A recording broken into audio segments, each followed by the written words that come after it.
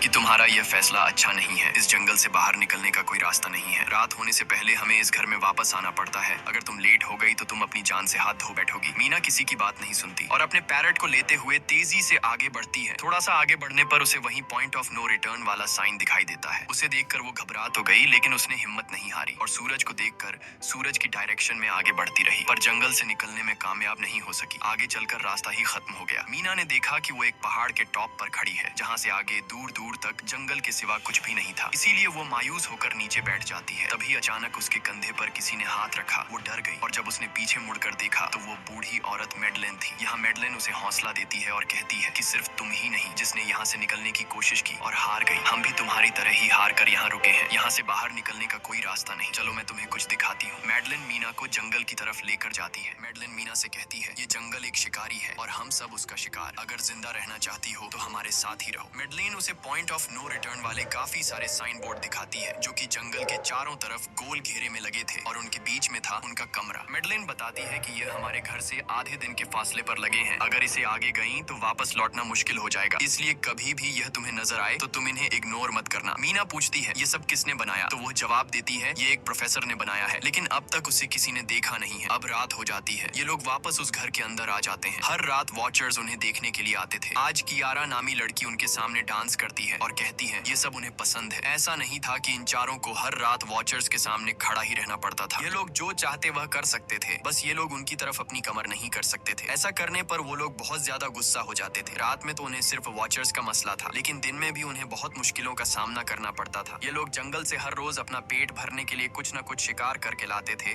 जिससे उनका गुजारा हो जाता। अगले दिन कियारा और मीना दोनों जंगल में शिकार करने जाती हैं। मीना कियारा से पूछती है कि आखिर ये वॉचर्स चाहते क्या हैं? कियारा बताती है, मुझे भी कुछ खास नहीं पता, लेकिन मैडलाइन कहती है कि ये वॉचर्स हमें देखते हैं, हमें ऑब्जर्व करते हैं, लेकिन अगर हमने वॉचर्स को देखा तो हम पागल हो जाएंगे, क्योंकि वॉचर्स बहुत ही खूंखार दिखते हैं। कियारा अब उसे एक गड्ढा दिखाती है और कहती है, ऐसे बहुत से गड्ढे इस जंगल में मौजूद हैं। दिन के वक्त सारे के सारे वॉचर्स उन गड्ढों में रहते हैं और रात में वो यहाँ से बाहर निकल आते। दिन के वक्त ये लोग इसलिए बाहर नहीं आ सकते क्योंकि सूरज की रोशनी उनकी स्किन जलाती है। कियारा मीना को बताती है कि वो 5 महीने पहले अपने पति के साथ इस जंगल में आई थी और तब से वो दोनों यहाँ फंसे हुए थे। पर आज से 6 दिन पहले मेरा पति जंगल में रास्ता ढूंढने निकला है। मुझे उम्मीद है कि वो जरूर वापस आएगा और हम सबको यहाँ से सेफली ले जाएगा। यहाँ हमें मालूम होता है कि असल में कियारा का हस्बैंड वही आदमी था जिससे हमने मूवी के स्टार्ट में देखा था, जिसे कोई यहाँ से खींच कर ले गया और अब वो मारा जा चुका है। इस तरह से बातें करते हुए ये दोनों कमरे के पास वापस लौट आए। यहाँ मैडलिन ने मीना को 3 रूल समझाती है जिंदा रहने के लिए। सबसे पहला ये कि वो रात के वक्त घर का दरवाजा नहीं खोलेगी। दूसरा, रात में